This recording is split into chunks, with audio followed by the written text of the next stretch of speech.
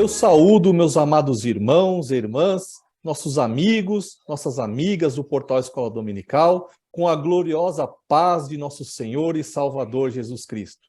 Pela graça do nosso Deus, pela sua misericórdia, finalizamos agora o quarto trimestre de 2022. Os irmãos já estão aí tendo acesso às últimas lições, fechando mais um ano com chave de ouro, e Deus nos dá a oportunidade de iniciarmos mais um ano debaixo da sua infinita misericórdia, meditando na sua palavra, estudando o primeiro trimestre desse ano de 2023, que tem como tema: Aviva a tua obra, o chamado das Escrituras ao quebrantamento e ao poder de Deus. Mais um trimestre maravilhoso para o nosso crescimento espiritual, e eu tenho certeza que, ao final dele, estaremos mais fiéis, mais tementes a Deus e mais avivados, aguardando a vinda do nosso Senhor e Salvador Jesus Cristo.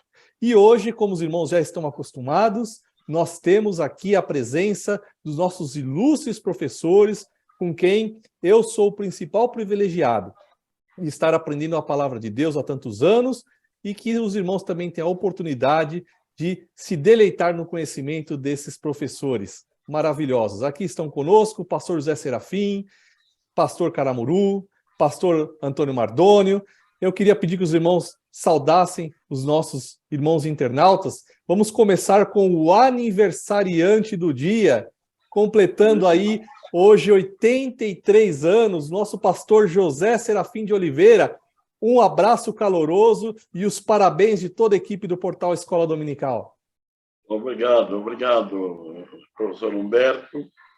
Também cumprimento meus companheiros, compadre do Senhor, pastor Mardônio, pastor Caramuru, professor Humberto, os nossos amados irmãos e amigos que nos dão a honra de nos ouvir, nos assistir, e que Deus, o Espírito Santo, possa atuar de tal maneira que nós deixemos mensagem de edificação para todos que nos ouvirem. Amém. Seja bem-vindo, pastor. Obrigado. Pastor Antônio Mardônio, seja bem-vindo. Obrigado também a todo o nosso amado que nos acompanha pelas redes sociais. Bem-vindo, portanto, a sua presença é notória por nós. E parabenizo também o pastor José Serafim nessa data, que Deus possa multiplicar, dando-lhe muitos anos de vida, muita felicidade, muita prosperidade. Obrigado, e o pastor Caramuru também, meu grande amigo, que Deus também o abençoe rica e poderosamente, que continue sendo essa bênção nas mãos do Senhor. E ao ilustre professor Humberto, que eu tanto estimo também, que Deus o abençoe mais e mais. Amém, meu amado. A recíproca é sempre verdadeira. Pastor Caramuru Afonso Francisco, seja bem-vindo, meu irmão. A paz do Senhor, professor Humberto, a paz do Senhor, pastor José Serafim, que Deus continue abençoando grandemente o irmão. O irmão ainda tem mais 37 anos aí, hein? Pelo menos. Tem que só... Menos de 120 a gente não aceita. Amém. Pastor Mardônio também, eu queria cumprimentar e dar nossa alegria de estarmos mais uma vez aqui, dando início a mais um ano letivo da Escola Bíblica Dominical. E cumprimentar a todos os nossos irmãos e amigos do Portal Escola Dominical, que durante todos estes anos têm nos acompanhado. Amém, meu amigo. Seja bem-vindo novamente. Meus queridos, antes de nós começarmos aí na nossa abordagem, eu gostaria de agradecer novamente os nossos irmãos e irmãs internautas que têm orado por este trabalho. Também pedir que os irmãos continuem suas orações. Nós queremos melhorar ainda mais nesse ano de 2023, temos muitas coisas para fazer. Pedir que vocês utilizem a Sala dos Professores. Se você acessar o site www.portalebd.org.br, você vai lá no cantinho superior direito, tem a Sala dos Professores. Ali você faz um breve cadastro. Caso você tenha algum problema nesse cadastro, é só mandar um e-mail para faleconosco@portalebd.org.br. Eu também quero aproveitar a oportunidade de informar os irmãos que o nosso trabalho é feito de forma voluntária. Todos nós servimos ao Senhor de forma voluntária. Somos, claro, que mantidos pelas doações dos irmãos, lá na conta do portal EBD, porque com essas doações nós mantemos toda a estrutura técnica, servidores, investimos em equipamentos e assim por diante. Mas também preciso ressaltar que, se os irmãos forem lá nos aplicativos da loja, tanto do Google quanto do iOS, os irmãos vão ver lá um produto chamado também de portal EBD, que é um software para gestão de escola dominical. Apesar de nós conhecermos os seus fundadores, esse software também é utilizado lá na sede, lá do Belenzinho, porém ele não tem nenhuma ligação com o portal EBD, com o portal Escola Dominical. Tá bom, meus queridos? Só para deixar isso bem claro, porque às vezes os irmãos olham e falam, olha, o portal está aqui vendendo as coisas, tal, mas isso não tem nenhuma ligação conosco, ele é uma empresa, né, que foi fundada ali, são irmãos que trabalham naquele portal, pelo menos o seu fundador é frequentador da igreja, mas não tem nenhuma ligação com o portal EBD, nem com a equipe do portal Escola Dominical. É bom esse aviso para que os irmãos estejam cientes.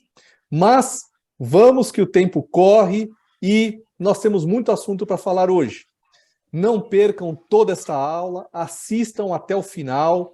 Eu sei que às vezes a abordagem ela precisa ficar um pouco mais longa, né? Os jovens de hoje às vezes querem assistir uma aula de 20 minutos no máximo. Mas como falar em avivamento em 20 minutos ou 30 minutos? É impossível, né? Então a gente sempre aí passa um pouco de uma hora, mas assista até o final. É um investimento que você faz no seu conhecimento e também uma preparação para o trimestre que está chegando.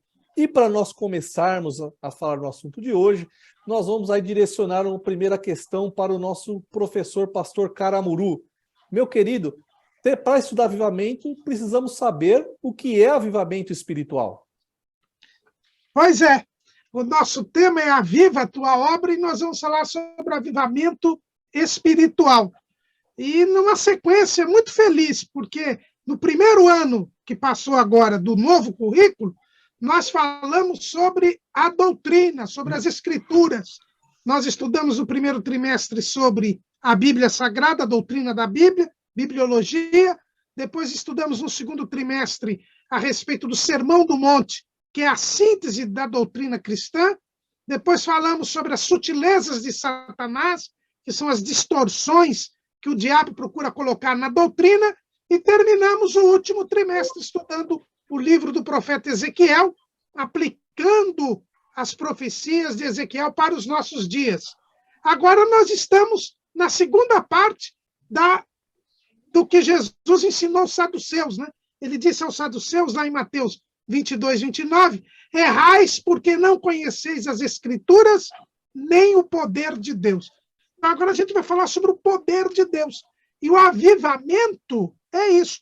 Quando Abacuque disse, aviva a tua obra, ó Senhor, no meio dos anos, ele estava falando sobre avivamento.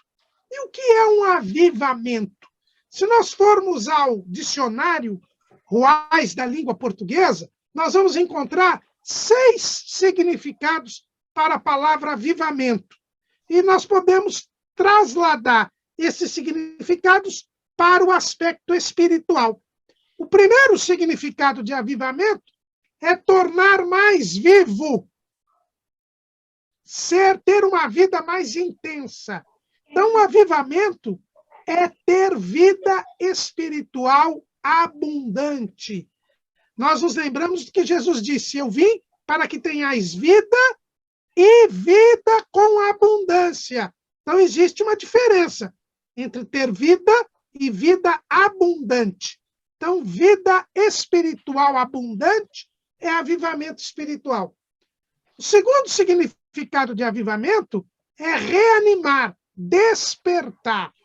E aí nós vemos que avivamento significa renovação ou despertamento espiritual. Nós nos lembramos quando Paulo disse lá para a igreja de Corinto, por causa disso há entre vós muitos fracos e doentes e muitos que dormem. E o próprio apóstolo Paulo disse, desperta tu que dormes e Cristo te esclarecerá. é avivamento espiritual, portanto, é um despertamento, uma renovação espiritual. O terceiro significado de avivamento é tornar mais forte, mais intenso. E aí nós vemos que avivamento significa crescimento espiritual. Lembramos das últimas palavras inspiradas pelo Espírito Santo, registradas do apóstolo Pedro. Antes crescei na graça e no conhecimento de nosso Senhor Jesus Cristo. Então, crescimento espiritual. E quem tem vida sempre cresce. A vida espiritual é sempre de crescimento. O quarto significado de avivamento é tornar-se mais nítido, destacar-se. Então, avivamento espiritual é nitidez espiritual, é ficar destacado, é se tornar notório. Então, o avivamento espiritual é uma situação em que todos ficam sabendo que aquela pessoa é cheia do poder de Deus, é cheia do Espírito Santo. O quinto significado é tornar mais ativo, mais ágil.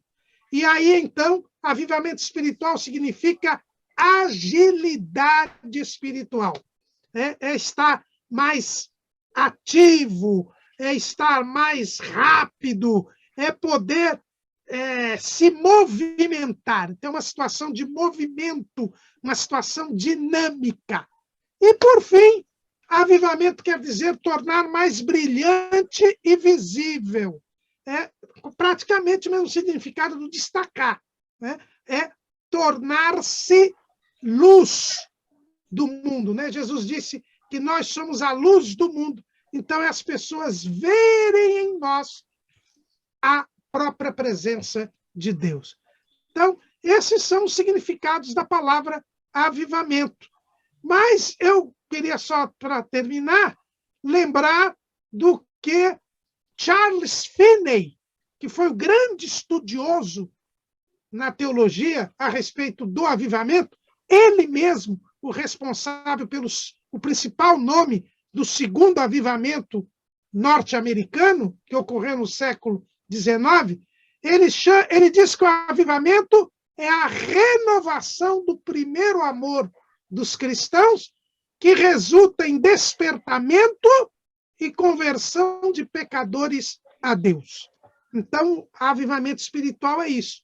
É quando os cristãos retomam aquele primeiro amor, aquela empolgação, aquele impacto que adveio da salvação, e, em resultado disso, ele se renova e os pecadores se convertem a Deus. Que bênção.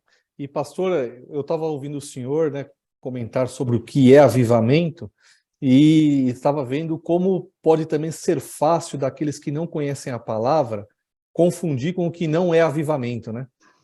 Então, sim. O senhor falou de Finney, e Finney ele ajuda justamente a gente entender a dependência de Deus, né? Para que o verdadeiro avivamento ocorra. Agora, porque tem uns aí buscando avivamento nas riquezas, nos prazeres da vida, né, no sucesso, nos palcos aí, estrelando como verdadeiros destaques na mídia, e não tem nada a ver com avivamento, né? Então, muito verdade. importante esse tema que nós estamos estudando. E, pastor Zé Serafim, avivamento. Talvez alguns possam pensar que no Antigo Testamento não tinha avivamento. O que o senhor pode falar sobre o avivamento no Antigo Testamento? Tem assim, irmão. No Antigo Testamento tivemos vários avivamentos. Eu dei uma pesquisada e encontrei aqui 1 Samuel, capítulo 7, versículos 2 a 6, e o 7 e o 17. Quando Samuel estava terminando já o seu ministério, a situação espiritual de Israel não era boa, tinha sido vencidos e derrotados pelos filisteus, quando Deus levantou esse homem, Samuel, e os filisteus haviam roubado, levado a arca. A arca para Israel tinha um grande valor. Ela representava a presença de Deus. E os filisteus levaram a arca. E a arca causou sérios problemas lá para os filisteus. Não vamos entrar nesse assunto, que o nosso assunto é avivamento do povo de Deus.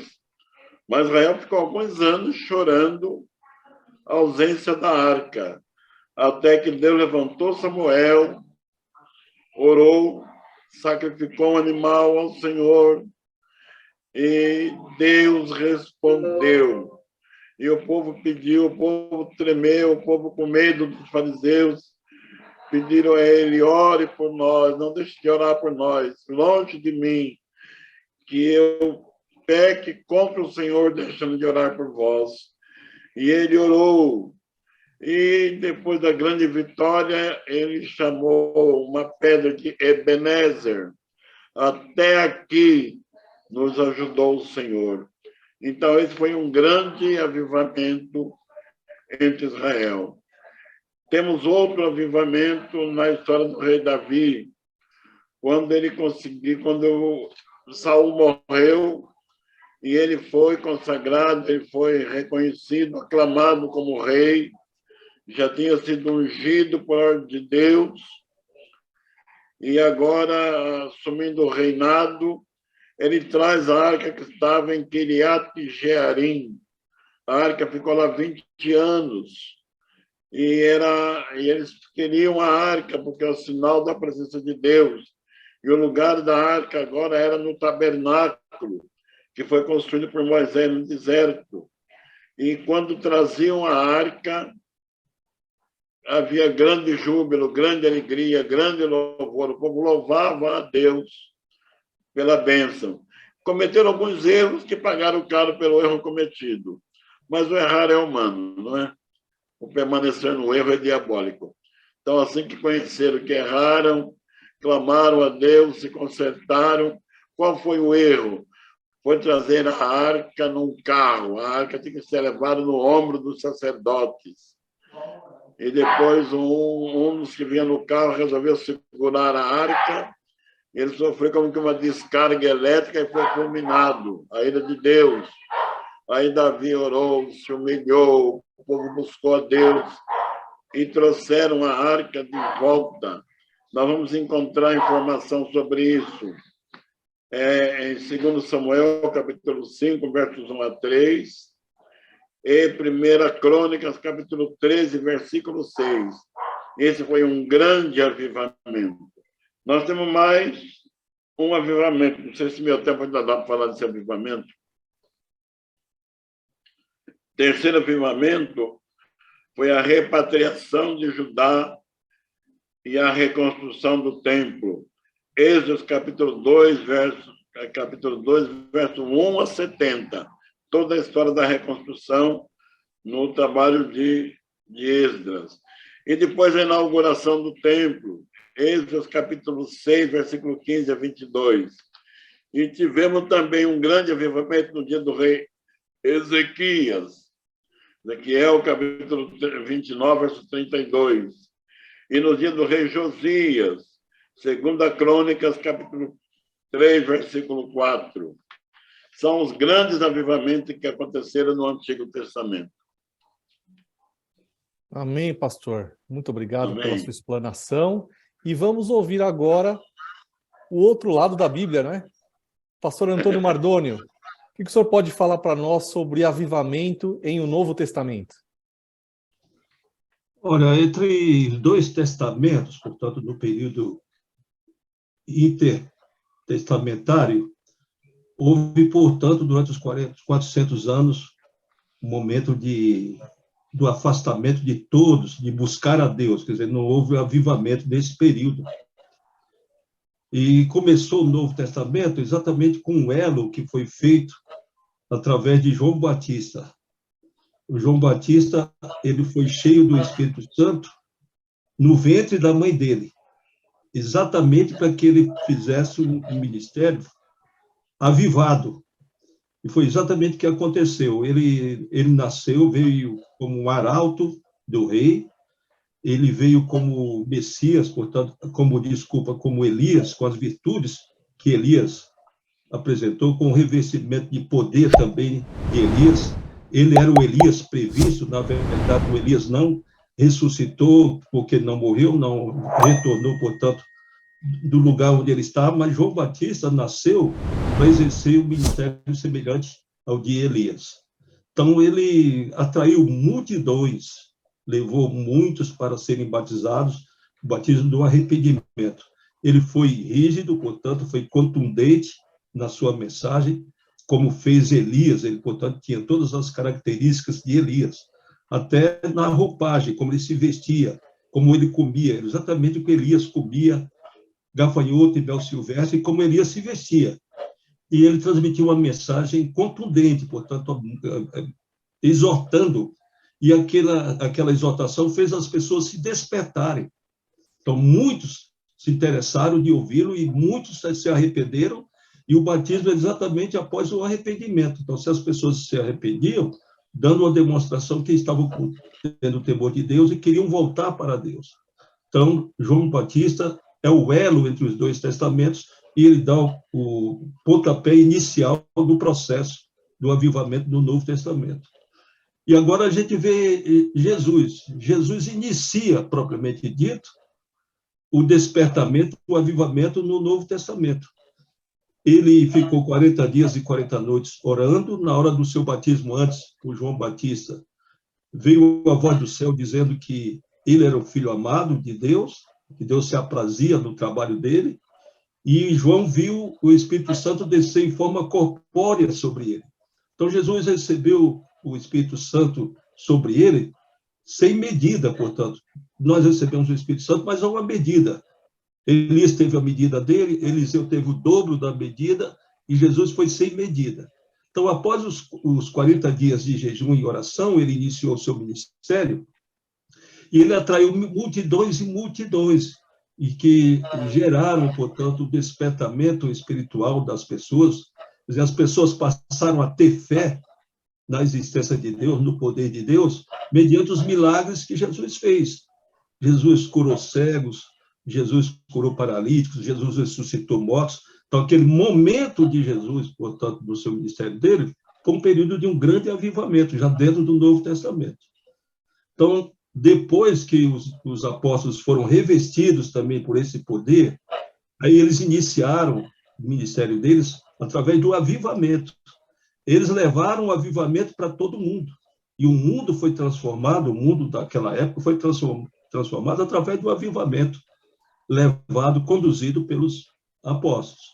Aí nós vemos, portanto, que dentro do decorrer do Novo Testamento até o dia de hoje, o avivamento é uma realidade. Se não há numa parte do mundo, mas há noutra. O mundo, portanto, conhece esse avivamento hoje. E nós devemos manter essa chama acesa pentecostal, do Pentecostes, porque é a marca registrada do avivamento. O revestimento de poder através do batismo no Espírito Santo. Glória a Deus, graças a Deus. Muito bem, pastor Mardônio. E o senhor comentou sobre o avivamento ali também promovido pelo Senhor Jesus. Eu queria pedir para que o nosso amado professor, pastor Caramuru, falasse um pouquinho para nós sobre o avivamento no ministério de Jesus. Pois não, Jesus, nós sabemos, ele é o Messias, né? O Cristo, quer dizer, o ungido. É aquela pessoa que Deus escolheu para ser o Salvador do mundo. Ele é o próprio Deus que se fez homem e, enquanto homem, salvou o mundo. E o seu ministério era para que ele fosse o Cristo, o Messias, o Salvador. Então, enquanto homem, Jesus mostra toda a dependência que se deve ter do Espírito Santo para poder realizar a obra de Deus. Os irmãos vejam que Jesus já foi gerado por obra e graça do Espírito Santo. A sua própria encarnação já se fez pelo Espírito Santo. E quando Jesus vai iniciar o seu ministério, ele inicia o seu ministério quando ele é batizado por João no Rio Jordão. E eu até vou colocar num dos nossos textos de apoio, um estudo que o pastor José Carlos Magalhães, que é do Ministério de São Miguel Paulista, ele fez, uma vez eu assisti a esse estudo, onde ele falou sobre o avivamento figurado no batismo de Jesus. E aqui a gente vê como o ministério de Jesus é o ministério avivado, como vai ser o tema da nossa lição número 4. Vejam que quando Jesus chega ao Rio Jordão, ele chega por quê? Porque houve o chamado de João Batista. João Batista, os avivamentos no tempo da lei, no Antigo Testamento, eles eram feitos através de um profeta que Deus levantava. É o que diz Hebreus 1:1. Havendo Deus antigamente falado aos pais pelos profetas. Então, João Batista começou a pregar o arrependimento. E não há avivamento sem que as pessoas sejam convencidas pelo Espírito Santo e se arrependam dos seus pecados. Jesus não tinha pecados, mas ele tinha que assumir a condição dos pecadores. Então, ele atende ao chamado de João. Quando ele chega à presença de João, João, que era cheio do Espírito Santo, desde o ventre de sua mãe, justamente quando ele se encontrou com Jesus, cada um na barriga da sua mãe, João viu que Jesus era o Cristo e não quis batizá-lo. Mas Jesus disse, importa que você me batize para que se cumpra toda a justiça. Então, veja, Jesus assume a condição do pecador, atendendo o chamado do Espírito Santo. O avivamento só começa quando nós confessamos nossos pecados e depois nos entregamos a Cristo e pedindo perdão dos pecados para poder receber o Espírito Santo. Aí Jesus desce as águas. Quando ele desce as águas, quando ele é levantado das águas, quando ele sai das águas, a Bíblia diz que os céus se abrem. Avivamento é uma situação em que os céus estão abertos à plena comunhão entre nós e os céus, para que nós sejamos instrumentos do Espírito Santo na salvação das almas. Então, porque o pecado faz a divisão entre nós e Deus. E aí vem o Espírito Santo e desce como pomba em Jesus. Lucas diz que Jesus foi cheio do Espírito Santo. Isaías, no capítulo 11, ele diz que o Messias ele teria os 7 Espíritos de Deus. Quer dizer, a plenitude do Espírito Santo. Então, Jesus ele começa o seu ministério cheio do Espírito Santo. Por isso que ele fez os sinais, os prodígios e maravilhas que ele fez. Por isso que ele pregou como ele pregou. Por isso que ele ensinou como ele ensinou. Então, é preciso que haja plenitude do Espírito Santo. Por isso que Jesus mandou os discípulos esperarem o revestimento de poder antes de começar a pregar. Porque o próprio Jesus foi cheio do Espírito Santo antes de começar a realizar a sua obra. Aí, então, ele é cheio do Espírito Santo e vem uma voz do céu. O Pai diz, este é o meu Filho amado, em quem me comprazo. Então, o ministério de Jesus ele tinha que ser avivado, por quê? Porque os céus estavam abertos para ele, o Espírito Santo estava sobre ele e ele agradava ao Pai. Isso que é uma vida avivada. Nós também temos que fazer a obra de Deus cheios do Espírito Santo, com os céus abertos para nós e agradando ao Pai. Agradando a Deus, cumprindo a sua palavra. E o ministério de Jesus é o próprio avivamento, né? Avivamento por excelência. É aquele que pregava a palavra, porque avivamento não começa senão pela palavra. E Jesus é a palavra. É aquele que ensina a palavra para os discípulos. Aqueles que se convertem são ensinados. É aquele que confirma a palavra com sinais, prodígios e maravilhas, mostrando que é o Messias, que é o Cristo.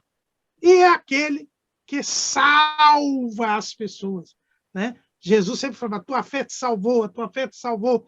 Então, quando ele termina o seu ministério, já tem mais de 500 irmãos que o veem subir aos céus. É um ministério repleto de oração. Como dizia o saudoso pastor Severino Pedro, Jesus entrou no mundo orando, Hebreus 10. Durante o seu ministério, sempre orou. Nós vemos os evangelhos, sempre Jesus orando, a ponto dos discípulos pedirem para Jesus ensiná-los a orar, porque eles viram que ele orava tanto que ele sabia orar e podia ensinar. Jejuando, e nós vemos lá no deserto, né, em jejum, para enfrentar o diabo, dirigido pelo Espírito Santo, porque desde o batismo ele era guiado pelo Espírito Santo, e fazendo milagres, curas e maravilhas. Esse é o ministério de Jesus. É o ministério de Jesus, que é o nosso exemplo para a realização da obra de Deus. Sempre um ministério autenticado e com a plenitude do Espírito Santo. Aleluia. Graças a Deus. Pastor, eu já estou aprendendo bastante coisa, viu? Eu gostei quando o senhor nos ensinou sobre o céu aberto. Né? Dá para tirar esse tapume? Esse tapume aqui dá para tirar? Que tapume, pastor? Aqui tem na minha frente aqui uma placa branca aqui, aí. Diz Metric, BIM, sei lá, recorde. Não, mas o senhor não tem um negocinho azul escrito assim, got it? Escrito? Got it, Got um azulzinho. Clica nele. Clica aí que ele some. Amém! Estou entre mestres. Tá bom, ótimo. Bom, mas continuando, pastor, eu achei bastante interessante quando o senhor comentou sobre o céu aberto, né? E eu tenho certeza que os nossos internautas, irmãos, irmãs, nossos alunos, eles estão querendo aprender o segredo de viver com o céu aberto na presença de Deus. E entrando nesse assunto um pouquinho, que nós vamos começar a ver agora sobre a história da igreja, os exemplos que nós temos, né, de irmãos que provaram desse céu aberto, eu queria dirigir uma pergunta para o pastor José Serafim. Pastor, fala um pouco para nós sobre como foi o avivamento na igreja primitiva. O primeiro e grande avivamento na igreja primitiva se deu em Atos dos Apóstolos, capítulo 1 e capítulo 2. Jesus, reunido com os 11, no Monte das Oliveiras, os abençoou. Eles estavam ainda preocupados com a restauração de Israel. Jesus mostrou que tinha coisa mais importante no momento, e a restauração de Israel viria no tempo determinado. E ensinou que eles esperassem a promessa do Pai. Lucas descreveu com tanta capacidade, tanta unção essa história, que quando eu leio, parece que eu me sinto no meio dos discípulos, vendo aquele corpo incorruptível, subindo, ganhando as alturas, desafiando a lei da física, um corpo mais pesado que o ar, mas foi subindo, subindo, e parece que nós estamos vendo aqueles homens olhando para o céu, acompanhando, já com saudade daquele grande companheiro. E uma nuvem se abre, e Jesus entra no meio da nuvem. Ele desaparece da vista deles. Mas Deus é tão amoroso, enviou 2 anjos para os confortar. Varões Galileus, por que estás olhando para o céu? Esse Jesus que agora subiu vai voltar, assim como para o céu vistes ir. E eles, então, saíram do monte, foram para Jerusalém. Está escrito que era o número, Atos 1, versículo 15, que eram 120 discípulos. E eles agora foram orar, a oração que abre o céu. Então foram orar para receber a promessa do Pai. E é interessante nós lermos, depois do capítulo 2, que diz Lucas que cumprindo-se o dia de Pentecoste, isto é, 50 dias depois da Páscoa, Penta, né? 50 dias depois da Páscoa. E Jesus ressuscitou, ficou 40 dias na terra, então, o 10º dia após a ascensão do Senhor. Eles estavam orando. Lá no monte, o apóstolo Paulo diz que tinha cerca de 500 irmãos. Lá ele fala isso no capítulo 15 de 1 Coríntios. Mas aqui no cenáculo tinha 120. Eu faço uma alusão própria, não está escrito, mas eu penso, raciocínio dessa forma. Talvez os 500 estivessem até nos primeiros dias da oração, mas não veio a bênção. Acho que Jesus não vai mandar, não, ou vai demorar. E um foi saindo, outro foi saindo, mas que saíram 380, mas 120 permaneceram orando. Não, ele prometeu, ele vai cumprir. Por que Deus não derramou antes o Espírito Santo? Porque ele tinha um propósito. Era o dia de Pentecoste, quando os judeus da diáspora, de 16 nações diferentes, estavam lá reunidos. E eles, de repente, ouviram um barulho diferente. Irmãos, que cálculo podemos fazer? 120 homens, entre homens e mulheres, sendo batizados com o Espírito Santo, todos falando língua estranha, todos glorificando a Deus. O barulho foi muito grande.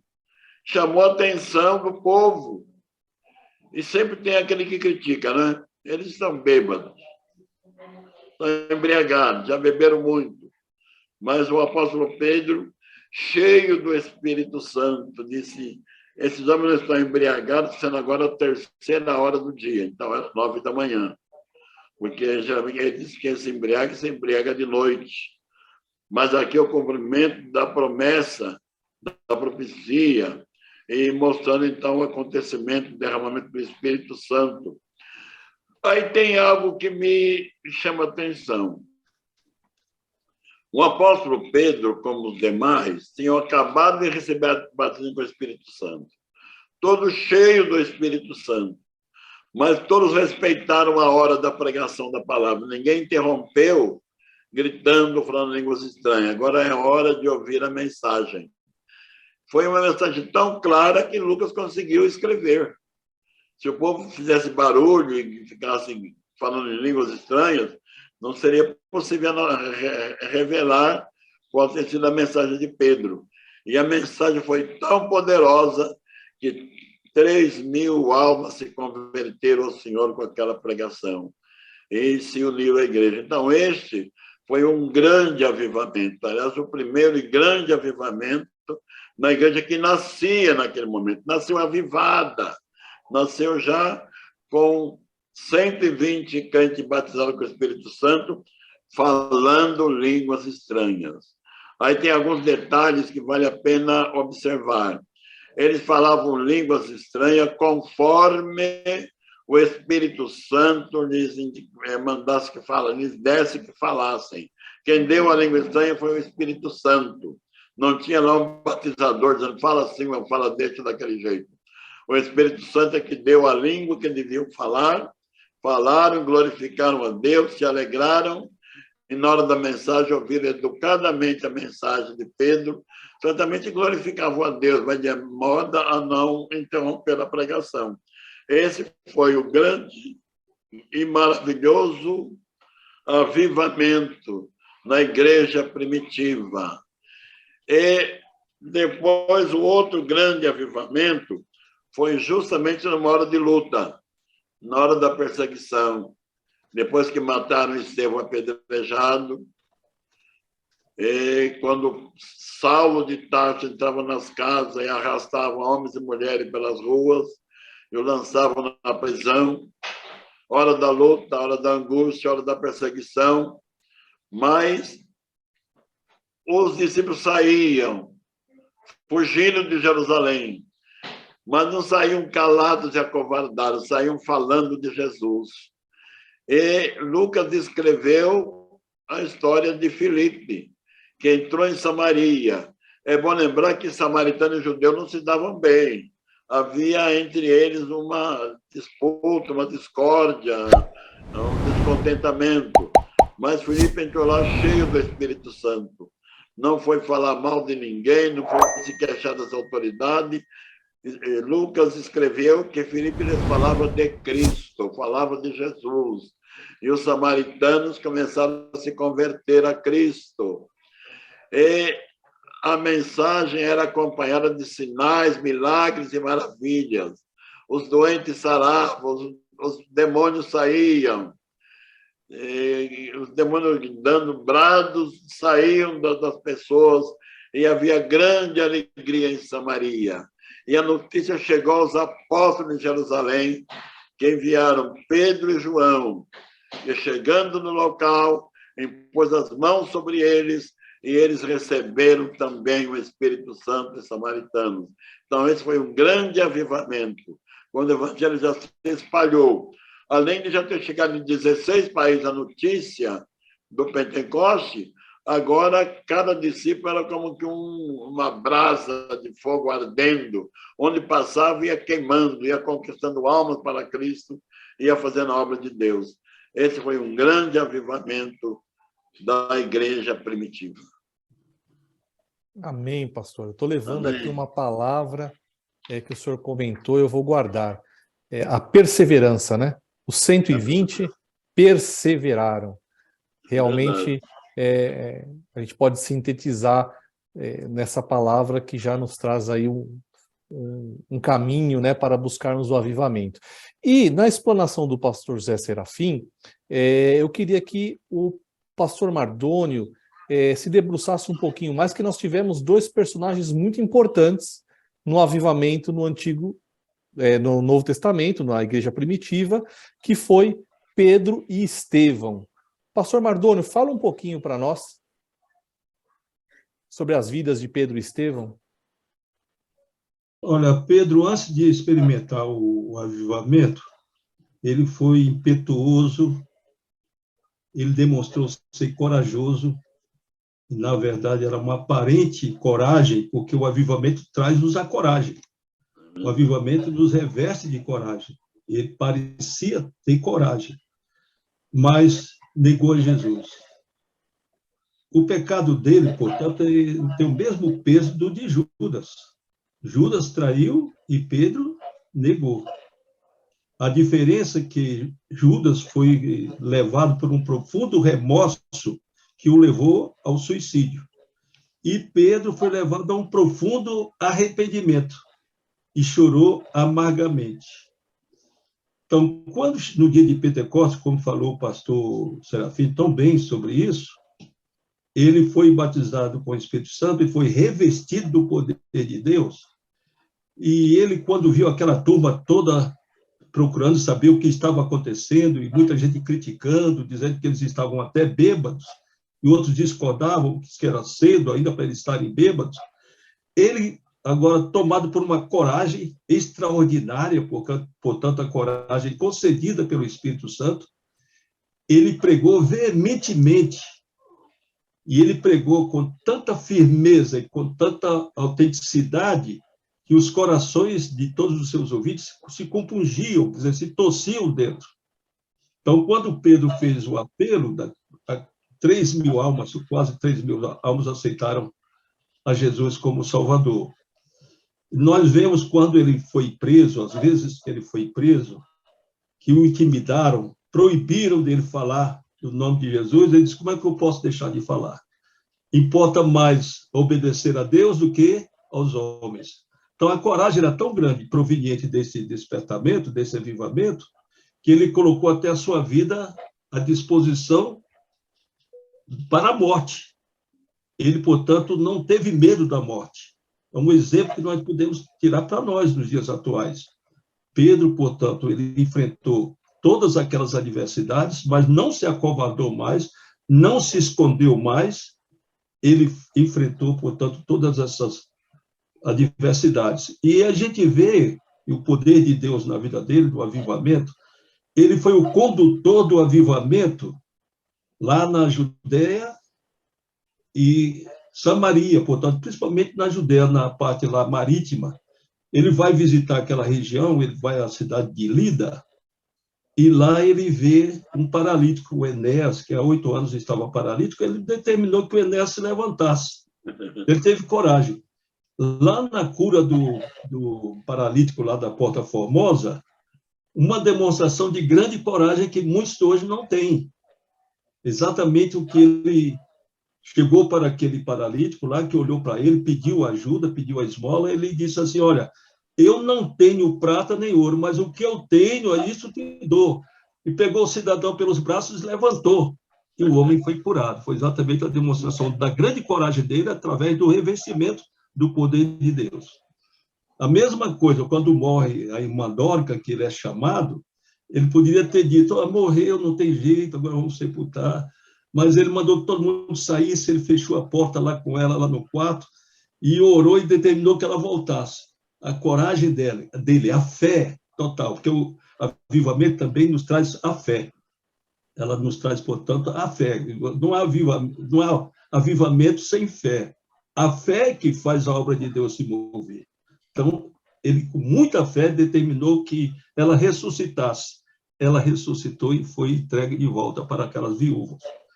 Nós vemos por onde ele passava, as pessoas colocavam camas, colocavam lá pessoas de esteiras, para que pelo menos a sombra dele cobrisse aquelas pessoas. Tanto era a confiança que eles tinham no ministério de Pedro, porque ele estava super avivado, cheio do poder de Deus. Então, são lições que nós devemos tirar para nós, tanto da vida dele, como da vida de Estevão. Estevão, o primeiro mártir do cristianismo, também não se acovardou, ele enfrentou aquele tribunal, todos eles rangiam os dentes, exatamente de ódio por causa da inveja, porque Deus estava usando Estevão poderosamente e eles estavam dominados pela inveja. E ele teve que enfrentá-los, exatamente exortá-los. Ele os exortou. E ele teve uma visão, ele poderia ter se omitido de falar daquela visão. Humanamente falando, pela lógica, não havia necessidade de ele falar aquela visão. Mas ele disse, olha, eu estou vendo o céu aberto, estou vendo Jesus em pé, do lado direito ao lado do Deus Pai. Então, eles disseram, ele está, portanto, blasfemando, e começaram a tirar a roupa dele, e apedrejaram e mataram. Mas nos dá uma grande lição por causa desse avivamento, a convicção da salvação. E ele pede a Deus que perdoe. Eles não sabiam o que estavam fazendo. Então, o grande Estevão. E ele foi o causador, a morte dele foi a causadora de outro grande avivamento. Porque todos aqueles que deram as suas vidas pelo Evangelho, até hoje, que dão as suas vidas pelo Evangelho, eles fazem com que, através deles, pelo menos 100 vidas sejam resgatadas do inferno. Você morre o crente, mas o resultado da morte dele é a salvação de muitas e muitas almas.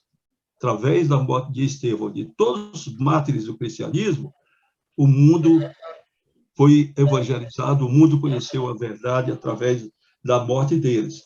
Ao ponto que até Constantino mudou de tática. Não vamos mais perseguir, vamos nos fazer cristãos, vamos dar toda a cobertura para eles, porque Satanás disse, não adianta, mata um e se converte em 100. Então, exatamente o poder do avivamento na vida de Pedro e também na vida de Estevão. Pastor, Aí, pois não, lembrando, né, pastor Mardoni, que o Tertuliano dizia que o sangue dos mártires é semente de novos cristãos. Exatamente, exatamente. E a morte deles era uma ação do avivamento, era exatamente uma manifestação do avivamento, e gerava a salvação de outros tantos. Pastor Mardoni, eu estava meditando numa parte da sua explicação e estou levando comigo que o arrependimento é fundamental, né, para que nós chegamos ao avivamento. Agora, muitos não sabem diferenciar arrependimento de remorso, né? É igual aquele marido que ele trai a esposa durante anos, anos e anos, ela descobre, pede a separação, aí ele fica com remorso, porque ele gostava de estar casado com ela. Mas ele tem um remorso pelo que ele perdeu. Enquanto que o marido que trai a esposa e se arrepende, é aquele que logo naquele momento é tocado e, meu Deus, o que eu fiz? Que tristeza que eu vou causar para minha esposa, para os meus filhos, para os meus pais. Então, o remorso de Judas é pelo que ele perdeu. Enquanto o arrependimento do pecado de Pedro é porque ele percebeu o quanto ele entristeceu o Senhor. Né? Então, tem muita gente hoje, pastor, sentindo remorso das consequências dos erros, né? Enquanto o que produz avivamento é arrependimento. E Pedro, até Jesus ressuscitar, ele ficou com a síndrome do galo. O galo cantava e Pedro chorava. Quando o galo cantava, Pedro chorava. Então, quando Jesus ressuscitou, foi o recado que ele mandou dizer para ele. Diga a Pedro, exatamente para que ele deixasse de chorar, porque já estava perdoado. Deixasse os galos cantarem normalmente, porque foi o galo que cantou e que deu o sinal que ele tinha negado a Jesus. Então, ele não podia ouvir o cântico do galo. Ficou com a síndrome do galo. Então, Jesus diz, olha, para de chorar e alegre-se porque você está perdoado, porque ele se arrependeu. Aleluia. Pastor Serafim. A diferença aí de Pedro e de Judas é bem clara. Judas foi confessar o pecado, mas foi em endereço errado. Aí os que ouviram a sua confissão dizem, isso é problema teu. Não que nós queríamos, nós já temos, agora é problema teu. Mas Pedro foi confessando no lugar certo. Ele foi orar, chorar e foi pedir perdão a Deus. E Deus é riquíssimo em perdoar. Ele alcançou de Deus o perdão. A diferença entre os dois é essa. Muito importante. Mas, pastor Caramuru, me conte, meu irmão, como eu faço para ter um avivamento na minha vida pessoal? Não só estudar sobre Pedro, Estevão, eu quero para mim, pastor. Pois é, o irmão já começou respondendo. O primeiro passo é, e eu volto lá no, como eu disse, que o ministério de Jesus é o nosso exemplo. Jesus é o nosso exemplo, né? O próprio Pedro diz que nós devemos seguir o exemplo de Jesus, seguir as pisadas de Jesus. E eu vou lá no batismo de Jesus por João e nós vemos o que devemos fazer para sermos avivados, para termos um avivamento em nós. Né? Porque muita gente fala em avivamento, tem até um corinho que eu gosto muito, que no tempo da mocidade, que a minha esposa era da mocidade no Belém, eles falavam, queremos um avivamento, mas que comece em mim. Né? O corinho quer dizer, o avivamento tem que começar em mim. Você fala em avivamento, mas você tem que ser o primeiro a ser avivado. O que deve fazer? É o que eu disse, Jesus foi até João. Não foi João que foi até Jesus. Jesus foi até João. Por que João? Porque João era o profeta que Deus tinha levantado, depois de 400 anos sem profeta, ele tinha levantado para pregar o arrependimento. Então, em primeiro lugar, para nós termos um avivamento, nós precisamos ouvir a palavra de Deus. Ouvir a palavra. Não tem avivamento que não comece pela palavra de Deus. Hoje em dia, tem muito avivamento falso por aí, que começa com música, com dança, com teatro, com movimento, com barulho e sem palavra. Isso não é avivamento. Todos os avivamentos começaram pela palavra. Então, o profeta trazia a palavra de Deus. Jesus foi até ele, atendendo a palavra. E aí nós temos a questão do arrependimento, da conversão. Eu só posso ter vida abundante se eu tiver vida. E Jesus diz que quem crê em mim passou da morte para a vida. E para crer em Jesus, eu tenho que pedir perdão dos meus pecados, me arrepender. Jesus pregava o quê? Arrependei-vos e crede no Evangelho. Então é isso. Primeira coisa é ouvir a palavra, atender a palavra, escutar a palavra, pedir perdão dos pecados, se arrepender dos pecados. Depois, aí, quando acontece o perdão dos pecados, os céus se abrem. E aí você precisa ter o revestimento do poder. O Espírito Santo vem morar em nós porque nós cremos em Jesus. Todos que creem em Jesus, o Espírito Santo vem morar em nós, mas é preciso que nós sejamos revestidos de poder. Não há avivamento sem o revestimento de poder. Já foi falado aí do avivamento de Pentecostes. Era o revestimento de poder. Foi falado um avivamento em Samaria que só se completou quando os apóstolos vieram e eles foram revestidos de poder. Então, é sempre com o revestimento de poder. Todos os avivamentos na história da igreja têm notícia do revestimento de poder. Depois, nós temos que ter uma vida de meditação nas Escrituras, porque você ouviu a palavra, creu na palavra, ganhou vida e foi revestido de poder. Então, agora você precisa crescer na graça e no conhecimento. Ter uma vida de oração e jejum, como Jesus teve durante o seu ministério, e ter uma vida de meditação nas Escrituras. Uma vida de santificação. Eu preciso me manter separado do pecado. Andar segundo o Espírito. Isso eu só tenho se eu tiver meditação e reflexão nas Escrituras, aprendizado das Escrituras, se eu tiver oração e jejum e busca do batismo com o Espírito Santo, e batizado com o Espírito Santo, busca dos dons espirituais. Paulo diz que nós devemos procurar com zelo os dons espirituais. Só assim eu terei uma vida espiritual abundante. Porque, buscando a Deus, conhecendo as Escrituras e o poder de Deus, eu então poderei ser um vaso de Deus, um instrumento de Deus na salvação das almas, na realização de sinais, prodígios e maravilhas e num testemunho. E possa dizer, como dizia Paulo, que ele ia pregar e ia ao encontro dos gentios para demonstração do Espírito e do poder. Aleluia. Agora eu tenho segredo, pastor. Então, essa história de ficar buscando igreja avivada não é o caminho. O caminho é eu ser uma igreja avivada. Exatamente, exatamente. Então, alguns aí talvez estejam usando a fórmula errada. Mas, pastor José Serafim, compartilha conosco durante a história da igreja, pastor. Fala um pouco sobre o avivamento durante a história da igreja. Na história da igreja, já começamos a falar sobre os crentes quando saíram perseguidos, já está na história da igreja. Houve aí um grande avivamento, porque o evangelho se espalhou pelo mundo com este avivamento.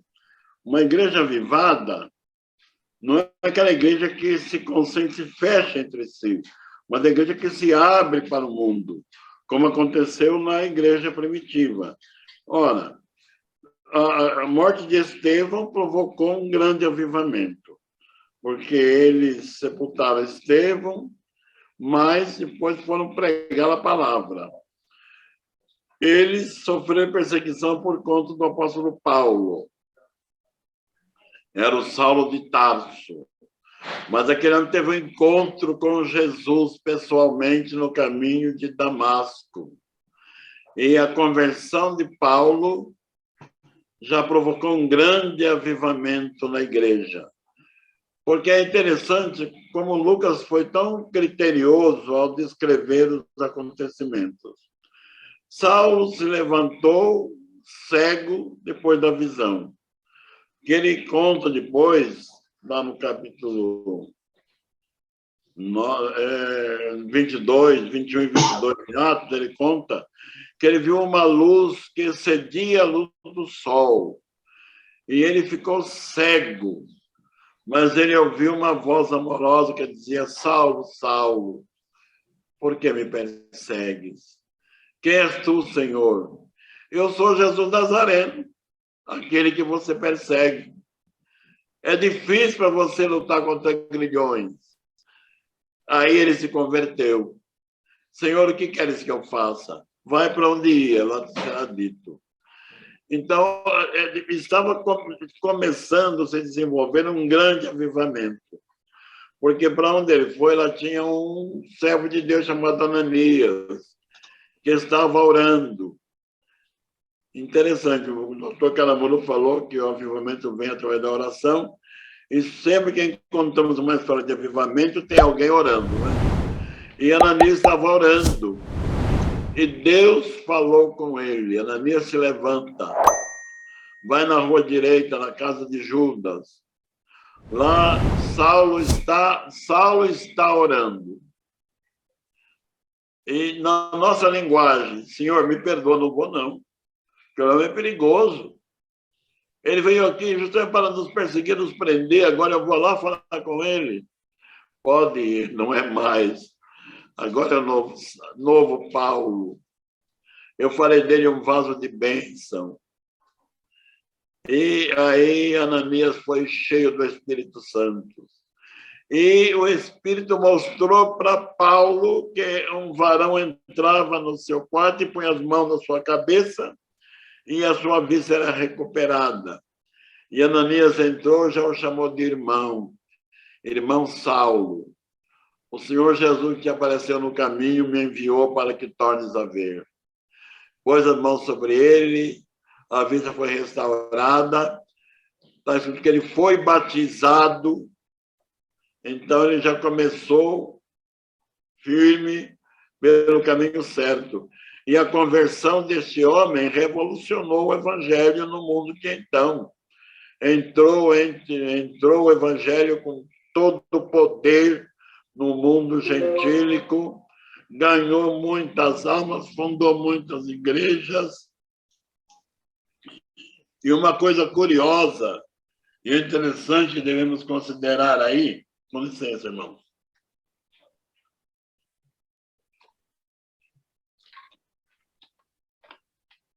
É aquele homem, Saulo, que agora era convertido, era discípulo de Cristo, ele foi revelado pelo Espírito Santo para libertar agora os crentes do jugo da lei.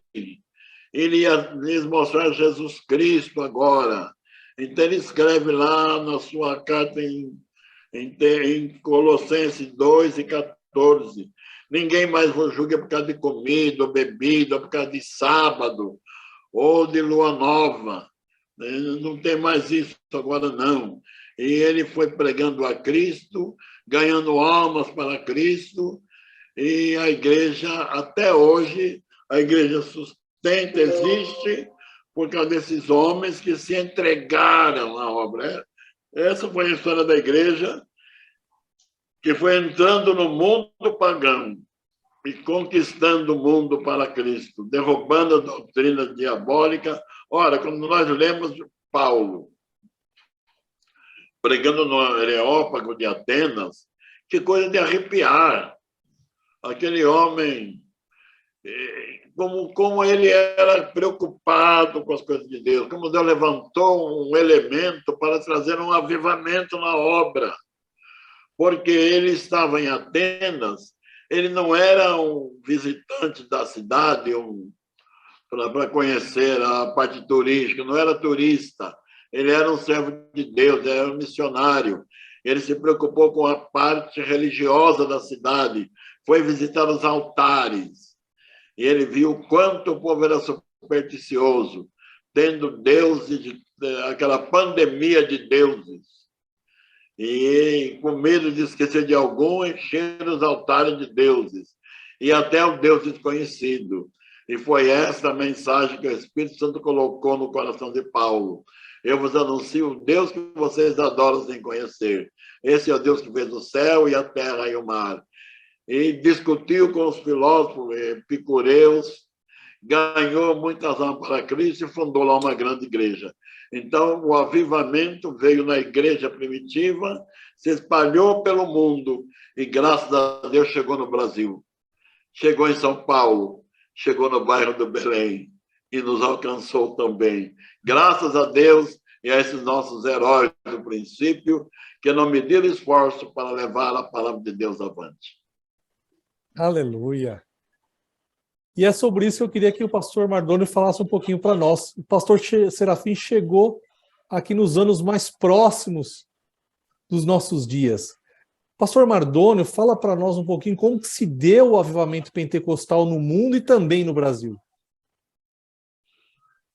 Olha, nós vemos, portanto, os apóstolos cheios do poder de Deus, avivados, com a incumbência de pregar o evangelho em todo o mundo. E eles se dividiram, portanto, eles se distribuíram no mundo daquela época, levando a mensagem, mas revestidos do poder de Deus. E todos foram martirizados, com exceção do apóstolo João. Interessante que o primeiro apóstolo a ser martirizado foi o irmão de João, Tiago. O primeiro martirizado. Estevão foi como evangelista, mas o primeiro apóstolo foi exatamente Tiago, irmão de João. E João foi o último que sobreviveu. Morreu de morte natural, porque Jesus não permitiu que o matasse. Então, esse avivamento levado ao mundo, através deles, dos apóstolos, trouxe, portanto, um incômodo muito grande para os imperadores romanos. Então, os imperadores tornaram-se perseguidores. Foram empreendidas 10 perseguições gerais, porque o mundo todo estava se convertendo. As pessoas deixavam, portanto, a religião romana, deixavam de adorar o próprio imperador, que se considerava um deus, deixavam de adorar os deuses pagãos de Roma, conforme o escritor disse que para os romanos tudo era Deus, menos o próprio Deus. E agora Jesus estava tomando o lugar do César. E o César, tomado de inveja, disse, olha, deixaram de adorar a mim para adorar um morto. Mas, na verdade, Jesus ressuscitou e vive para sempre. Então, essa perseguição no decorrer pelos imperadores, 10 perseguições gerais, fez com que Constantino, no século IV, ele se convertesse, entre aspas, a Jesus, exatamente para mudar a tática. Ele disse, olha, enquanto nós perseguimos, eles só crescem. Então, vamos mudar a tática. Eu vou me tornar cristão e oficializar a religião deles como do Império Romano. Então, ele trouxe o sincretismo religioso. Os seus deuses foram transferidos para a Igreja Católica Romana. Quer dizer, Maria é a deusa Ceres, Jesus é o Deus Sol, e assim por diante. Ele fez esse sincretismo religioso. E exatamente no século VI, até o século XVI, chamada Idade Média de 1000 anos, a Igreja Católica dominava o mundo. Ela dominava o mundo. Os cristãos eram perseguidos. O avivamento espiritual nunca deixou de existir, desde o dia de Pentecostes. Manteve-se, mas agora perseguido e não com muita pujança por causa da perseguição. Então, a Igreja Católica dominou o mundo, era a religião oficial do Império Romano, e Deus, então, trabalha dentro do clero romano, dentro do seio da Igreja Católica, para levantar, portanto, pessoas conhecedoras da verdade através da palavra de Deus, e Deus, então, revestiu de poder. O pastor João Antônio Gilberto até escreveu um livro dizendo que Lutero era batizado no Espírito Santo. Então, nós vemos a coragem de Lutero, lutar contra todos aqueles perseguidores, pelo sistema que dominava o mundo, a religião, portanto, oficial, o paganismo que entrou dentro da Igreja Romana, e Lutero revolucionou o mundo, trazendo a reforma protestante. A reforma foi, portanto, uma ação do avivamento. Vieram aqueles reformadores também, e é interessante que, no decorrer da história do século XVI em diante, a cada 100 anos, Deus renova o avivamento. Porque quando a chama parece que vai apagar, o fogo parece que vai apagar, nós estamos vivendo esse momento. Nós parece que a chama está se apagando, ou que está se apagando. Porque ainda há homens de Deus que estão orando, jejuando e buscando. Mas precisamos de um avivamento nos dias atuais, antes da vinda de Jesus. Clamamos por um avivamento para que estejamos prontos, todos estejamos prontos para o dia do arrebatamento. Então, no século XVII, Deus reavivou, trazendo um revestimento de avivamento através de Filipe Jacó Spener, no movimento chamado, portanto, pietismo. No século seguinte, Deus levanta João Wesley, no século XVIII, para fazer o movimento chamado metodismo. E João Wesley, ele pertencia à igreja anglicana. Era um homem muito culto. E ele fez uma viagem da Inglaterra para os Estados Unidos, e no decorrer da viagem houve uma tempestade. E eles imaginaram que todos iam morrer. Então, os passageiros começaram a gritar, desesperados que iam morrer. E tinha um grupo que ficou lá do lado, ajoelhou-se e começou a agradecer a Deus. Obrigado, Senhor. Nós estamos prontos. Se é o momento de nós partirmos, receba-nos agora. Aí a tempestade passou. E João Wesley chegou para eles: quem é vocês? Quem são vocês? Nós somos os irmãos morávios. Aí ele pediu que explicasse para eles o que alegria aquela que eles tinham, que certeza era aquela que eles tinham, que convicção. Porque exatamente o avivamento traz-nos convicção. Nós sabemos em quem temos crido. Temos a certeza absoluta que Jesus morreu, mas ressuscitou e está conosco. Aí ele explicou, portanto, que eles deveriam buscar o batismo no Espírito Santo para eles terem a convicção. João Wesley, quando voltou para a Inglaterra, ele tirou a sua toga, que ele usava para pregar, e tornou-se um itinerante. E foi perseguido, foi espancado e fez esse grande movimento. E cada século, no século XIX, Deus levantou Moody também para revolucionar o mundo através da pregação, um grande pregador, e essa mensagem foi levada a várias partes do mundo. No século XX, aí nós temos William Seymour, que Jesus usou no comecinho do século, para fazer esse movimento mundial, não só nos Estados Unidos, mas essa chama ardente, ela se espalhou, veio para o Brasil, e do Brasil também seguiu para outras nações. Então, nós vemos os dois missionários que vieram, portanto, avivados, Daniel Berg e Gunnar Wingre, mesmo sendo batistas, mas batistas pentecostais, trouxeram o Pentecostes para o Brasil, foram rejeitados pela Igreja Batista, começaram tudo do nada, juntamente com aquele pequeno grupo de irmãos que aceitaram a mensagem do batismo no Espírito Santo. Então, aquele pequeno grupo uniu-se a ele, e por causa desse grande avivamento, a Assembleia de Deus explodiu e é a maior denominação evangélica do Brasil e está espalhada no mundo todo. Então, o Brasil também desfrutou desse momento. O Brasil vive o período do avivamento. E nós devemos clamar, conforme falou o pastor Caramuru, orar, jejuar e consagrar e se expressar como disse Abacuque: Senhor, aviva a tua obra no meio dos anos. Então, esse é o nosso desejo, que venha um avivamento. O avivamento do século XXI, nós estamos esperando. Tivemos um avivamento no século XVI, outro no XVII, outro no XVIII, outro no XIX e outro no XX. Está faltando do 21, porque Jesus está voltando para vir buscar a sua igreja. Graças a Deus. E o senhor estava falando sobre o John Wesley e o que despertou ele de ver aquela forma de viver em espírito, né, daqueles irmãos moráveis. Isso despertou a atenção deles. Então nós estamos vendo que o avivamento ele não é só um momento, não é só um flash, mas é uma vida, um viver no espírito. E eu queria pedir para o nosso professor, pastor Caramuru, nos explicasse o que é viver no espírito. Pois então, quando nós falamos em viver no espírito, nós estamos falando em ter uma vida que possibilite aquilo que nós falamos no início, a vida espiritual abundante, o crescimento espiritual, a renovação espiritual, a nitidez espiritual e a agilidade espiritual. O apóstolo Paulo, quando ele, em 2 cartas, ele fala sobre esta vida no espírito. Em Romanos, ele fala, nos capítulos 7 e 8, das 2 espécies de homens que existem. O homem carnal e o homem espiritual. Veja que no capítulo 7, ele fala do homem que ainda não vive no espírito.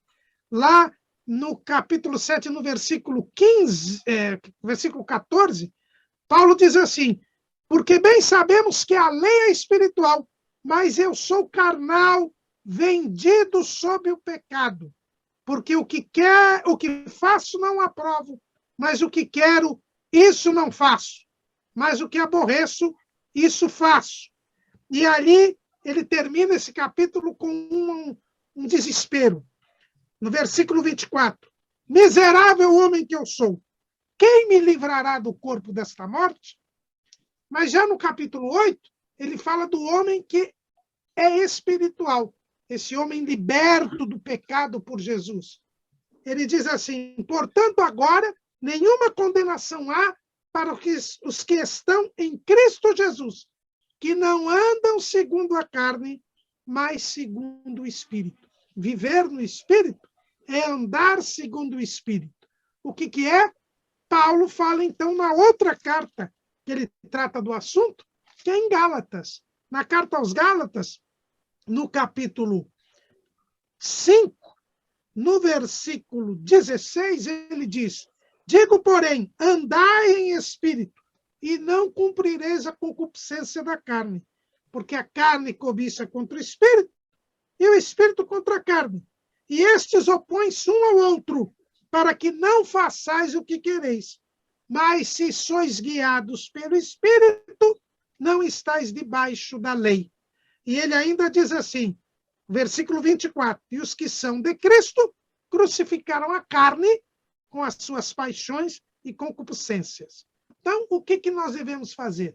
Quando nós cremos em Jesus, nossos pecados são perdoados, nós somos libertos do maligno, libertos do pecado, mas a velha natureza, a carne, que não é o corpo, é a natureza pecaminosa, ela continua em nós. Começa a haver um conflito entre nós. E então nós precisamos deixar a carne crucificada, presa. E como é que nós vamos prender a carne? Nos dedicando à oração, ao jejum, à leitura da palavra, a pensar nas coisas que são de cima, a buscar o reino de Deus e a sua justiça, a buscar glorificar a Deus em todas as nossas atitudes, a renunciar aos nossos desejos, às nossas paixões, às nossas fraquezas. É o que Jesus diz, quem quiser vir após mim, negue-se a si mesmo. Tome a sua cruz. A cruz é a tarefa que Deus nos deu a fazer. É fazer a vontade de Deus. E para fazer a vontade de Deus, eu preciso saber o que Deus quer. Por isso eu preciso estar em contato com Ele, me comunicando com Ele, através das escrituras, da oração e do jejum. Buscar o poder de Deus na minha vida, com o batismo com o Espírito Santo, com os dons espirituais. Aí eu vou entender o que Deus quer de mim. Vou fazer a sua vontade, não a minha. E vou segui-lo e perseverar até o fim e serei salvo. Isso que é viver no Espírito. Agora, se eu começo a fazer o que eu tenho vontade, se eu vivo uma vida descuidada, dando lugar ao diabo na minha vida, dando lugar à carne na minha vida, deixando de orar, de jejuar, de buscar a Deus, indo a locais e fazendo o que não se deve, evidentemente eu vou começar a andar segundo a carne. E aí eu vou pecar. E vou voltar a ser presa do diabo. E lembrando o que disse, para terminar aqui, o que disse o apóstolo Pedro, né? Para a gente tomar cuidado para não fazer isso. Por quê? Pedro diz o seguinte, né? Capítulo 2, versículo 20 de 2 de Pedro. Portanto, se depois de ter escapado das corrupções do mundo, pelo conhecimento do Senhor e Salvador Jesus Cristo, forem outra vez envolvidos nelas, quer dizer, nas corrupções do mundo, e vencidos, tornou-se-lhes o último estado pior do que o primeiro, porque melhor lhes fora não conhecerem o caminho da justiça, do que conhecendo-o, desviarem-se do santo mandamento que lhes fora dado. Deste modo, sobreveio-lhes o que por um verdadeiro provérbio se diz: o cão voltou ao seu próprio vômito, a porca lavada ao espojadouro da lã. Não existe neutralidade na vida espiritual. Ou nós nos avivamos, crescemos, renovamos, ficamos nítidos, ágeis espiritualmente, ou nós voltamos para o lamaçal do pecado. Amém, pastor. E, irmãos, eu estava aqui pensando na próxima pergunta que eu iria fazer e me veio assim um sentimento de tamanho peso pelos dias que nós vivemos. Eu lembro que há uns anos atrás, quando eu conversava com a minha esposa, eu falava, mas isso já aconteceu em tal situação na Bíblia, isso já aconteceu no Antigo Testamento, mas nós vivemos dias tão difíceis em que eu já começo a dizer, olha, isso é novo. A coisa está muito mais feia do que jamais esteve. E nós vivemos esse momento final da igreja aqui na Terra. As portas do arrebatamento, aonde está quase no limiar do impossível de um crente estar aqui nessa terra, servindo a Deus com tamanho domínio do pecado que nós vemos nos nossos dias. Pastor José Serafim, nesse momento tão difícil, o que esperar de avivamento nesse momento? Meus irmãos, o interesse de Deus é nos levar para o céu. Deus trabalhou e trabalha para salvar o maior número de almas possível. Deus quer salvar. Deus quer que todos os crentes sejam arrebatados. Assim como descreveu com muita maestria o pastor Mardônio, eu acredito que vai vir um grande avivamento ainda para o século XXI e que as igrejas serão abaladas pelo poder de Deus. Eu tenho a honra, a alegria de ser membro da Assembleia de Deus há 70 anos e vivendo em situações diferentes. Alguns anos atrás, a igreja era super rigorosa. Às vezes, excluía uma irmã por ela cortar a ponta do cabelo. Hoje, elas cortam o cabelo todo, vem quase careca e fica tudo bem. Vai cantando coral e etc., não tem problema. A advertência da palavra de Deus é que nós não nos desviemos da palavra de Deus, nem para a direita, nem para a esquerda. A direita, quando é aquele excesso de santidade, tudo é pecado, eu critico tudo e todos. E o escritor aos Eclesiastes recomenda que ninguém seja demasiadamente santo. Mas outros já acham que nada faz mal, tudo pode. Então, são aqueles crentes do outro lado. O certo é permanecer no centro da vontade de Deus. Aquilo que agrada a Deus, que está de acordo com a palavra de Deus. Lido, estudado e conhecido, os textos com seu contexto, deve amoldar nosso tipo de vida. Aquilo que extrapola da palavra deve ser rejeitado por nós.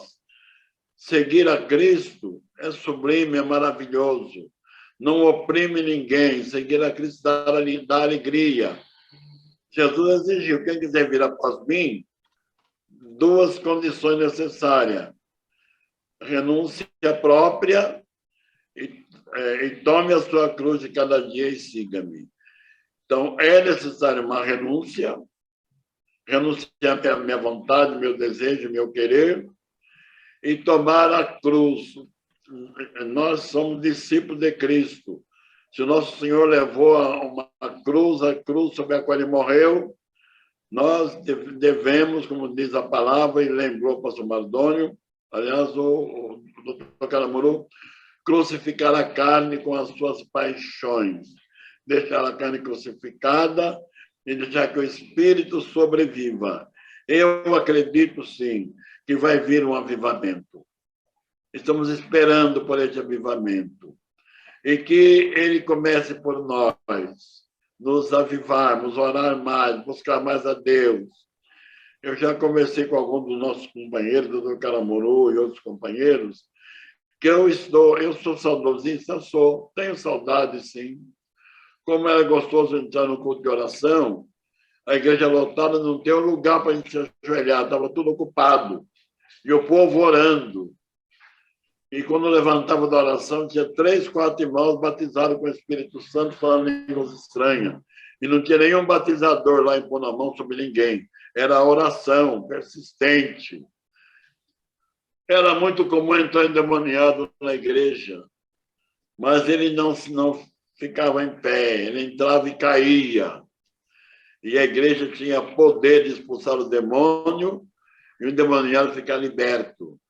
Então, isso dá saudade? Dá.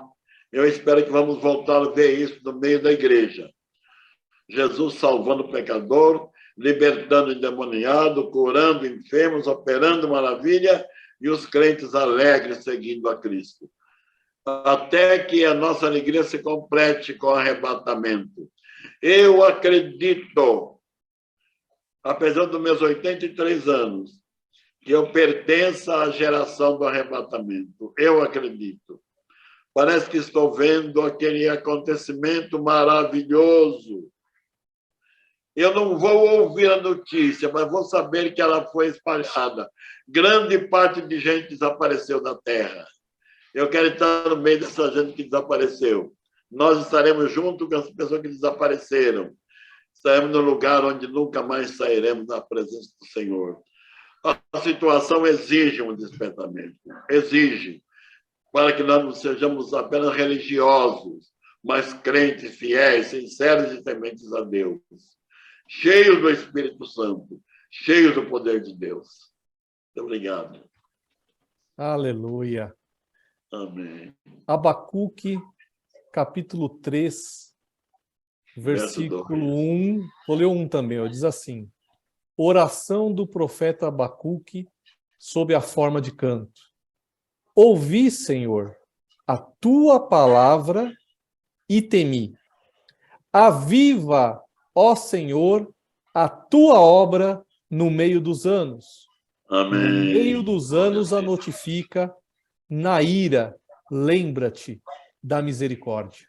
Amém. Pastor Mardônio, para finalizarmos a nossa análise e abordagem, nos fala, meu querido, que lições sobre o avivamento nos traz essa oração do profeta Abacuque? Abacuque estava muito triste com a situação que ele convivia no seu período, na sua época. A injustiça dominava. A impiedade, portanto, prevalecia. E ele fala com Deus, portanto, dizendo que se Deus não estava vendo aquilo, Deus não observava tanta coisa errada que havia, muita injustiça. E Deus até diz para ele que ele está sabendo de tudo, ele está vendo tudo, e que ele vai tomar as devidas providências. Exatamente as providências que Deus tomou foi de enviar Nabucodonosor, que causou, portanto, o castigo que Deus determinou. Então, ele já sentiu que Deus faria, portanto, na sua ira. Aí, quando ele clama pela misericórdia de Deus, na tua ira, lembra da misericórdia. Então, que Deus, então, tivesse misericórdia, mesmo assim. E a gente vê aqui no capítulo 2, no versículo 4, ele fala do ímpio e do justo. Ele diz, eis que a sua alma se incha, do ímpio. Não é reta nele, mas o justo, pela sua fé, viverá. Então, o avivamento, portanto, pedido por Abacuque, já para aqueles dias lá, gera fé. Esses grandes homens de Deus que nós mencionamos, tanto o pastor Caramuru como o pastor Serafim, eram homens de fé. Então, não podemos perder esse elo da nossa confiança total em Deus. E ele até prevê que virá um grande avivamento sobre a terra. Abacuque, ele diz aqui no capítulo 3, no capítulo 2 e versículo 14, ele profetiza a respeito de um grande avivamento que viria. Ele diz assim, porque a terra se encherá do conhecimento da glória do Senhor, como as águas cobrem o mar. Então, já aconteceu, em parte, essa profecia de Abacuque, através do Pentecostes. Pentecostes, portanto, veio sobre toda a terra. Mas a plenitude, portanto, desse avivamento vai ser exatamente lá no milênio, conforme nós temos estudado Ezequiel. Nessas últimas lições que estudamos, nós aprendemos, portanto, que é a restauração de Israel através de um avivamento. E o mundo todo será avivado, quer dizer, o mundo todo estará integrado a esse avivamento. Mas nós já desfrutamos, em parte, dessa profecia de Abacuque. A fé gera, portanto, a confiança total em Deus. Nós precisamos confiar no homem, a chamada confiança relativa. Agora, não podemos confiar em nós, é a autoconfiança. Deus condena a autoconfiança, mas precisamos confiar no homem porque nós dependemos um do outro para vivermos. Então, é a confiança relativa. Mas, desde o avivamento, a nossa confiança se torna absoluta. Nós temos que ter uma confiança absoluta em Deus.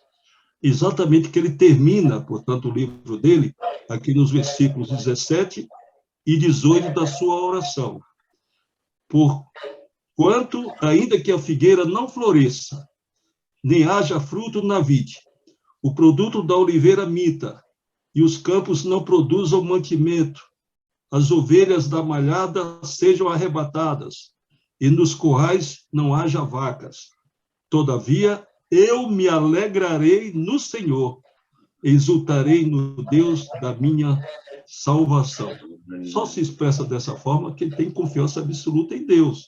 É claro que Deus providencia tudo para a nossa subsistência, mas o profeta clamou a Deus por essa justiça, e o justo vive pela fé. E nós praticamos a justiça por causa desse avivamento, desse conhecimento que nós temos do Senhor. Então, Abacuque até hoje fala conosco. A mensagem de Abacuque está viva e ativa nos nossos corações, que tememos a Deus e praticamos a justiça. Aviva, Senhor, a tua obra. Glória a Deus. Que bênção, meus queridos. Eu quero mais uma vez agradecer os irmãos. Nós estamos findando mais um ano. Os irmãos estiveram juntos conosco ao longo de todo este ano de 2022. É um privilégio meu estar perto dos irmãos, não só pela amizade, pelo carinho, mas por partilhar essa experiência e esse conhecimento dos irmãos. E eu tenho certeza que nossos amigos e irmãos internautas também estão gratos pela vida de cada um dos irmãos, e pedimos que toda a igreja continue orando por esse trabalho. Somos carentes das vossas orações, as perseguições são muitas, as dificuldades, mas até aqui o Senhor tem nos guardado, tem nos sustentado, tem nos alimentado e nos dado força para caminhar. O exemplo do nosso pastor José Serafim, no seu 83º aniversário, firme na obra de Deus, enquanto alguns aí falam, hoje está chovendo, está frio, eu trabalhei muito, o nosso irmão está servindo de exemplo aí, sempre empenhado na obra do Senhor. Amém. E se você, meu amigo... E hoje ele quis brincar de Adão, que ele está com a costela quebrada, né, de um tombo que ele levou essa semana. Verdade, olha só, pastor. Está com a costela quebrada, eu não sabia dessa. Tem uma só. Jesus da glória. Só Deus. Aleluia. E se você, meu irmão, minha irmã internauta, também quer felicitar o pastor José Serafim, você pode dar um presente para ele, viu? De aniversário. No final desse vídeo, você vai ter lá o telefone, o e-mail. Adquira um livro do pastor José Serafim. Se você já tem, adquira um para presentear alguém e você vai estar abençoando. Ele está de livro novo, né? Livro novo. Qual que é o tema mesmo, pastor? Fala para nós. Por que não guardamos o sábado? Os mortos estão acordados, conscientes ou estão inconscientes? É Jesus o arcanjo Miguel?